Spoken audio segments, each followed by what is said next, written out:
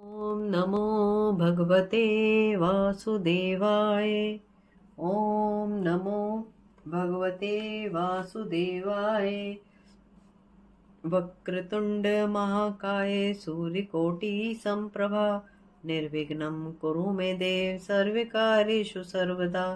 कृष्णाय वासुदेवाय हरये परमात्मने प्रणत क्लेशनाशाय गोविंदाय नमो नमः। भगवान श्री कृष्ण चंद्र राधा रानी के चरणों में सादर जय श्री कृष्ण। आइए अब हम भागवत महापुराण के स्वाध्याय में 17वें अध्याय में प्रवेश करते हैं। आप सभी चैनल को लाइक शेयर और सब्सक्राइब जरूर करें और कमेंट में राधे राधे जरूर लिखें। आइए हम अपने अध्याय में प्रवेश करते हैं। 17वां अध्याय, राजा परीक्षित द्वारा कलयुग को दंड देना। अरे दुष्ट कली काल तू देता दुख महान, पांडु पुत्र मारन चले लेकर में धनुआन। सूत जी बोले, है सोनक जी, उस सरस्वती नदी के तट पर महाराज युधिष्ठिर ने मुकुटधारी एक शूद्र को हाथ में डंडा लिए एक गाय और एक बैल को बुरी तरह पीटते हुए देखा। यह बैल बड़ा सुंदर था, इसका रंग बड़ा सफेद था, किंतु इसका एक ही पैर था और शूद्र के भय से भयभीत होकर कांप रहा था, मलमूत्र त्याग रहा था। निकट ही में एक गाय जो कामधेनु के समान सुंदर थी, उस शूद्र के द्वारा ठोकरें खा रही थी। वह भूखी प्यासी नेत्रों से अश्रु बहा रही थी। महाराज परीक्षित, जो कि स्वर्ण के रथ पे विराजे हुए थे, अपने धनुष बाण को चढ़ाकर मेघ के समान गंभीर वाणी में ललकारते हुए बोले, रे दुष्ट पापी नराधम, तू कौन है जो इस गाय और बैल को बुरी तरह से मार रहा है? तेरा वेश तो राजा जैसा है, किंतु तेरा कर्म शूद्रों जैसा है। क्या तूने अर्जुन के इस गांडीवधारी धनुष को पहचाना नहीं? तू इस निर्जन स्थान में इन निरपराध पशुओं को इस प्रकार क्यों सता रहा है? तू महान अपराधी है, इसका उचित दंड तेरा वध करना होगा। महाराजा परीक्षित के अच्छे वचन सुनकर कलयुग भय से कांपने लगा। तब महाराज ने बैल से पूछा, है बैल, तुम्हारे ये 3 पैर कैसे टूट गए? तुम एक पैर से किस प्रकार चलते हो? तुम बैल हो अथवा कोई देवता हो?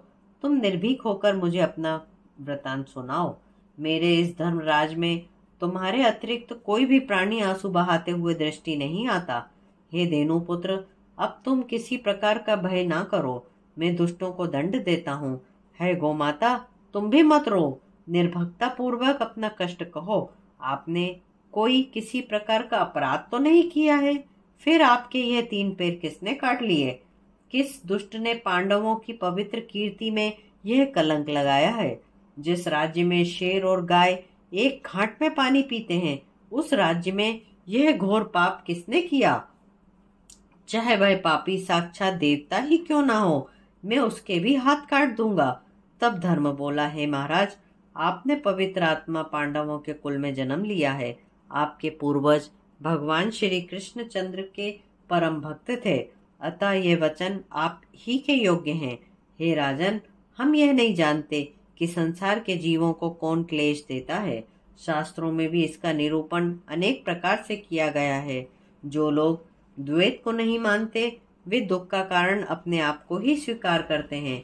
कोई प्रारब्ध को ही दुख का कारण मानते हैं और कोई कर्म को ही दुख का कारण मानते हैं। कतिपय विद्वान स्वभाव को ही और कतिपय दुख का कारण ईश्वर को ही मानते हैं। हे राजन, अब आप ही निश्चय कर लीजिए कि दुख का कारण कौन है। सूत जी बोले, हे सोनक जी, सम्राट परीक्षित ने जब उस बैल के ऐसे वचन सुने तो वे अति प्रसन्न हुए, उनका क्लेश दूर हो गया और वे बोले, हे वृषभ, आप अवश्य ही बैल के रूप में धर्म हैं और यह गाय रूपणी पृथ्वी माता है। आप धर्म के मर्म को भली प्रकार जानते हैं, इसी कारण आपने दुख देने वाले का नाम चुगली के भय से नहीं बताया। हे धर्म, सतयुग में तुम्हारे तप, पवित्रता, दया और सत्य 4 चरण थे। त्रेता के 3 चरण रह गए, द्वापर में 2 ही रह गए और अब इस कलयुग में केवल एक सत्य चरण ही रह गया है। यह अधर्म रूपी कलयुग अपने असत्य से उस चरण को भी नष्ट करने का प्रयत्न कर रहा है। भगवान श्री कृष्ण ने इस गौ माता रूपी पृथ्वी को का भार हल्का कर दिया। अब उनके गोलोक धाम गमन से दुष्ट पापी शूद्र राजा लोग इसे भोगेंगे, इस पर पाप करेंगे। इसी कारण यह माता दुखी है। इतना कहकर राजा परीक्षित ने उस पापी शूद्र राज वेशधारी कलयुग को मारने के लिए अपनी तीक्ष्ण धार वाली तलवार निकाली। जब कलयुग ने देखा कि अब मेरे प्राण नहीं बच सकते, तब व्याकुल होकर छटपट अपने राजसी वेश को उतारकर राजा परीक्षित के चरणों में गिर पड़ा। राजा परीक्षित बड़े शरणागत वत्सल थे। उन्होंने शरण में आए हुए इस कलयुग को मारना उचित न समझा। उन्हें दया आ गई और हंसकर बोले, हे कलयुग, तू मेरी शरण में आ गया है, अब तुझे कोई भय नहीं होना चाहिए। किंतु तू अधर्म का साथी है, अतः तुझे मेरे राज्य में नहीं रहना चाहिए। अधर्म, पाप, झूठ, चोरी, कपट, दरिद्रता आदि अनेक उपद्रवों का मूल कारण केवल तू ही है। इसलिए मेरे राज्य में एक पल भी ना ठहर, यहाँ से शीघ्र ही चला जा। मेरे राज्य में धर्म और सत्य का निवास है। इस राज्य में धर्मात्मा, साधु, संत, सन्यासी, बड़े बड़े याज्ञिक और श्री हरि के भक्त रहते हैं। यहाँ देवताओं की पूजा होती है। सूत जी बोले, हे सोनक जी, राजा परीक्षित के ऐसे कठोर वचन सुनकर तलवार हाथ में लिए हुए काम रूपी अपने सिर पर गरजते हुए जानकर कलयुग भय से कांपने लगा और विनय पूर्वक बोला, हे धर्मात्मा राजन, आपका राज्य सारी पृथ्वी पर ही है। फिर आप मुझे वह स्थान बताइए जहाँ मैं निर्भयता से रह सकूं। जिधर देखता हूँ उधर ही आपको काल रूप तलवार लिए हुए हाथ में देखता हूँ। मेरे रहने योग्य कोई भी स्थान मुझे दृष्टि में नहीं आता। सूत जी बोले, हे सोनक जी, कलयुग में के ऐसे वचन सुनकर धर्मात्मा परीक्षित को उस पर दया आ गई और बोले, हे कलयुग, तेरे लिए मैं 4 स्थान बताता हूँ।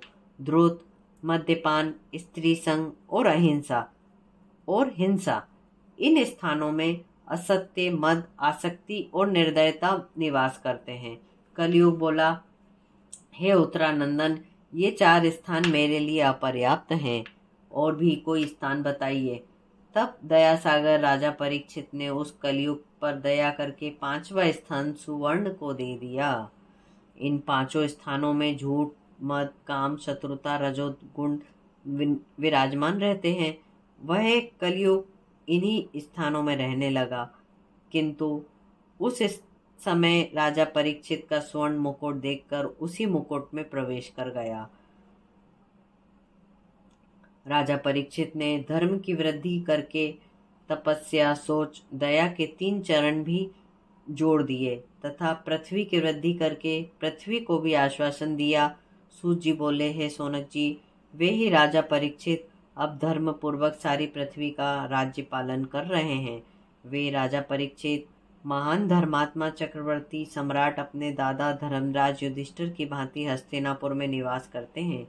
वे उत्तरानंदन बड़े प्रतापी, सौभाग्यशाली और राजलक्ष्मी से शोभायमान होकर कलयुग को वश में करके धर्म का राज्य कर रहे हैं। उन्हीं धर्मात्मा राजा के राज्य में आप लोग इस दीर्घकालीन यज्ञ को कर रहे हैं। इसी के साथ 17वां अध्याय यहाँ समाप्त होता है।